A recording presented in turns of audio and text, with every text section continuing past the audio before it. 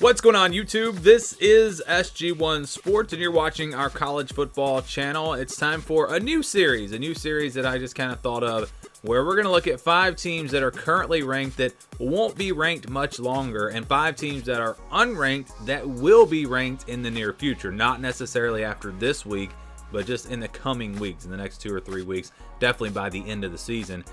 So I was just kind of thinking about, we're here at the halfway point of the season. I was thinking about teams that are overrated and underrated, teams that are ranked right now that are going to fall apart in the second half of the season, and vice versa. And I just thought, hey, this could be a weekly series that I do. I'm trying to add something to the weekly schedule that I do here. So if you like this idea, make sure you let me know. Comment, like the video. If you guys like this, I'll do it every single week. But let's get right into it. First, we're going to start with the teams that are currently ranked that I believe will be unranked in the coming weeks. And so we're no particular, with these teams, I just went in order of where they're currently ranked. And I'm using the AP poll. I think everyone agrees the coach's poll is terrible, at least compared to the AP poll. Most people do believe the AP poll is better. So we're just going by the AP poll. And maybe we'll do this with the college football playoff rankings once they come out. So let's get to it. We'll start with number 17, Kansas State. Kansas State's had a great year so far. The win over Oklahoma we thought was such a big win. Now it doesn't look like such a big win, but still, that was a good one for them, and they survived last week against Iowa State. They beat Texas Tech. But when you look at the schedule coming up for this team, listen to the schedule. Oklahoma State, TCU, they still have to play. TCU on the road, Oklahoma State, Texas, on the road at Baylor. Listen at those 4 games. I just do not see this team. First of all, I don't think they beat TCU on Saturday, so probably going to fall out of the rankings then. But even if they win that game, then you've got Oklahoma State, Texas, Baylor. I just don't see this team being ranked much longer. They've had a great year. I think they're a good team, but that schedule is going to catch up to them, and they're really going to wish they had taken care of business against Tulane. All right, how about Syracuse? They are 5-0, currently ranked number 18 in the AP poll. They've beaten some decent teams, some Power 5 teams, had some close wins in there, but I think most people agree that this team is probably not going to last in the top 25. They might beat NC State. In fact, I think they probably will beat NC State on Saturday, because I don't believe Devin Leary is going to play in that game, and NC State's not going to have much of a passing attack. It's a home game for Syracuse. They're a good team, and so I think they probably win that game. But then after that, they play on the road at Clemson, then Notre Dame, a Notre Dame team that's playing much better. On the road at Pitt, Florida State, at Wake Forest. Yeah, these next several games are going to be really tough.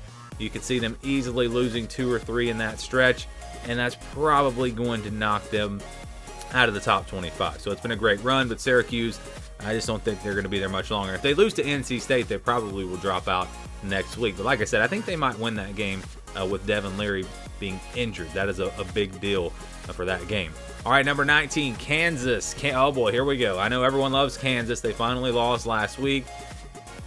And I've been saying it. Yes, Kansas is a good team. And I even said in the preseason that this Kansas team would be better than they were last year, that they would be more competitive. I only picked them to win 1 conference game. They've already beaten that number. But you look at the schedule coming up for Kansas. They've got Oklahoma on the road. They can win that game. I think Oklahoma is favored, but we know Oklahoma has really struggled. So that's a winnable game. If they lose, though, they're going to be out of the top 25. But even if they win that game, after that, they play Baylor on the road and then Oklahoma State. And I see them probably losing both of those games. And that's if they get past Oklahoma, they're probably going to lose both of those games.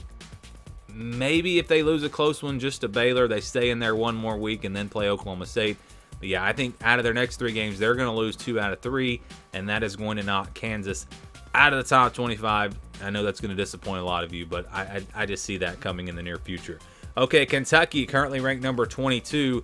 A big story for them is Will Levis. If he's back, this is a really good team, but he was injured last week. I kind of expect him to play this Saturday, but they're still playing against a very good Mississippi State team. I think people don't realize how good this Mississippi State team is.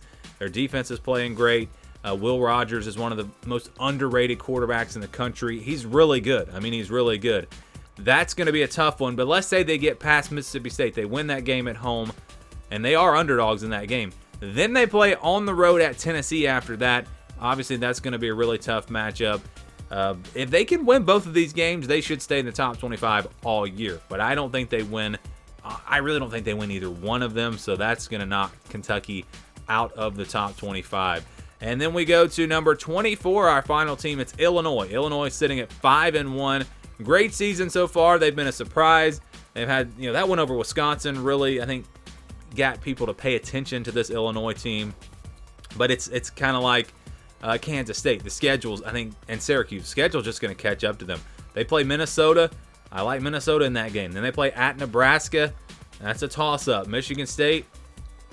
It's a winnable game for Illinois. They get Purdue at home. So, I mean, there is a chance that Illinois could come through these next few games, maybe only losing one. But I think one loss is probably going to knock them out. So I don't think they have any room for error because they're all the way back at number 24. If this team was ranked at 15, maybe they stay ranked even if they lose a game in that stretch. But I think they probably lose at least 2, and then they'll play Michigan after that. So, yes, Illinois, I believe, is about to fall out of the top 25. But they've been a great story so far. All right, how about the teams that are currently unranked that I think will be ranked in the coming weeks? Let's start with North Carolina. North Carolina is 5-1. They have been a bit of a surprise, although I guess Miami's the only win that was a real big surprise for them. You look at their schedule coming up. They have Duke next. They have Duke coming up on Saturday. They should win that game. And then they get a bye week. So they're going to be sitting there 6-1. Well, the only loss coming to Notre Dame, that's probably going to get them ranked. So I think North Carolina more than likely will be ranked next week. They'll have Pitt at home after that. Then Virginia on the road. Winnable games. I know they have Wake Forest and NC State in their final 3 games. But they should be in a great spot to maybe be 8-1 going into that Wake Forest game. Yeah, they're going to be ranked if they're 8-1 and they're a Power 5 team. So yes, North Carolina I think will be ranked, and I think they'll be ranked next week. I have them already ranked, by the way, in my top 25. Baylor at 3-2. They have a lot of votes to get into the top 25 now, despite just a 3-2 record. And you look at the schedule coming up for them, and all of the teams that I have here on the 5 teams that are currently unranked, they all have votes to get in. So I didn't put any team on here that has no votes right now. I don't know if there's an under-the-radar team out there. I guess I probably could have looked a little deeper. But when you look at Baylor, they have West Virginia coming up. You would think that they're going to win that game. They had a bye week. It is on the road. I guess, you never know. Weeknight game, those are tough.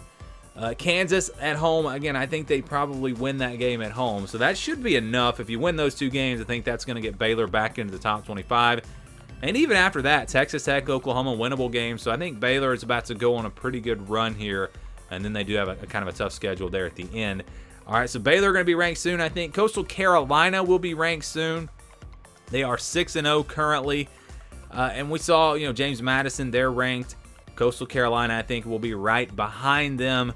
Haven't really played a tough schedule yet. But they've got a couple of games coming up that I think will be good enough, if they win them. And that's Old Dominion, a team that beat Virginia Tech, and it's Marshall. If they win those 2 games, I think they will be ranked going into the App State game. Those will be tough games, though. I no guarantee that they're going to do it, but if they're able to win those 2 games, I think they'll be ranked. If they beat App State, they're definitely going to be ranked if they're still undefeated at that point. And they do play Virginia at the end of the year, and also James Madison on the road, their final game. So Coastal Carolina is a team that you have to start, because they have a chance to build a decent resume here in the second half of the season.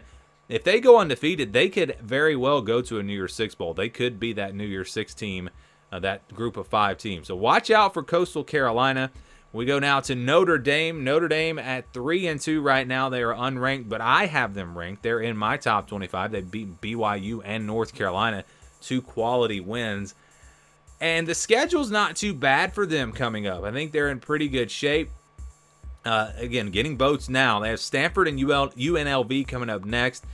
If they win those 2 games, which they should, I think they will be ranked.